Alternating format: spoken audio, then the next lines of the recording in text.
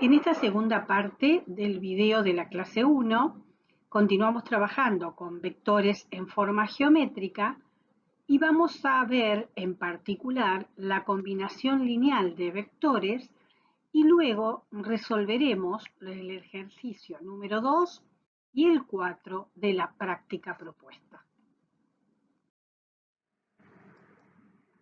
Bueno, antes de continuar vamos a revisar y recordar el concepto de combinación lineal de vectores.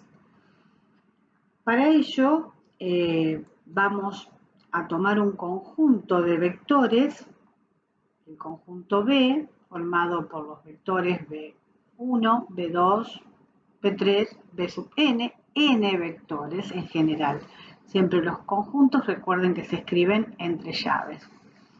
Y los números reales, alfa 1, alfa 2, alfa 3, alfa sub n.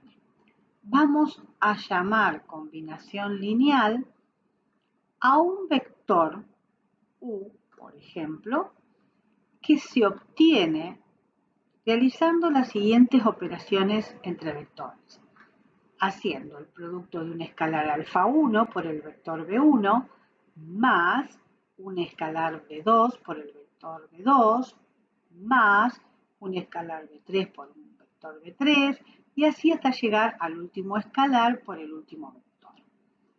Bien, ¿qué podemos hacer ahora? Vamos a ver un ejemplo que es el que estaba en la teoría, donde consideramos un conjunto B formado por un vector A, B y C, que son los que están graficados, y vamos a tratar de escribir al vector U como una combinación lineal de esos vectores. Para eso, al vector U lo vamos a obtener como menos 1 por A. Menos 1 por A implica un vector que va a tener la misma dirección que A, la misma medida, pero como menos 1 es negativo, es menor que 0, va a cambiar el sentido del vector A. 2B. 2B va a ser un vector que tiene la misma dirección que B, el mismo sentido porque 2 es mayor que 0 y el módulo del doble.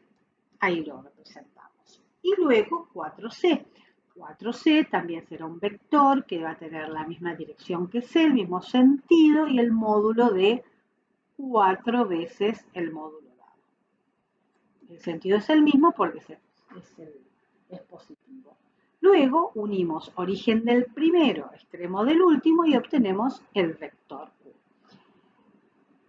Podemos obtener, dado dos o tres vectores, un conjunto de vectores, podemos obtener un vector de infinitas formas distintas. Esta es una forma de obtener U, pero no es la única. Existen más formas para obtenerla. Ahora vamos a revisar,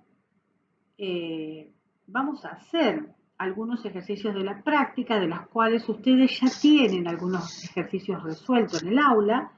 Les voy a explicar el ejercicio 2, ya que el 1 prácticamente se lo hemos explicado. El ejercicio 2 dice lo siguiente.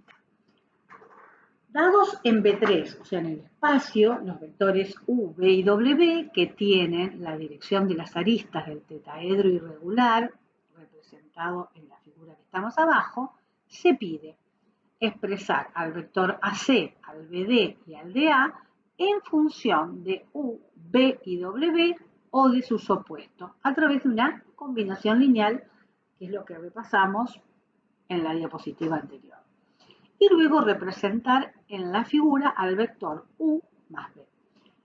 Fíjense, aquí vamos a hacer el vector U, al vector U le vamos a sumar el vector B y ahora por el método de la poligonal unimos origen del primero, extremo del último y tenemos al vector AC como una combinación lineal entre U y B. Ya hemos contestado la primera parte del ejercicio 2A. Ahora vamos a ver si podemos hacer otro. Tomamos nuevamente al tetaedro irregular. ¿Y qué vamos a hacer? Vamos a tomar, por ejemplo, el opuesto de B. Le vamos a sumar el opuesto de B. Y a ese vector le vamos a sumar el opuesto de U. Luego unimos origen del primero, extremo del último, y que nos dio el vector de A. O sea, opuesto de W, opuesto de B, opuesto de U. Sumándolo nos dio DA.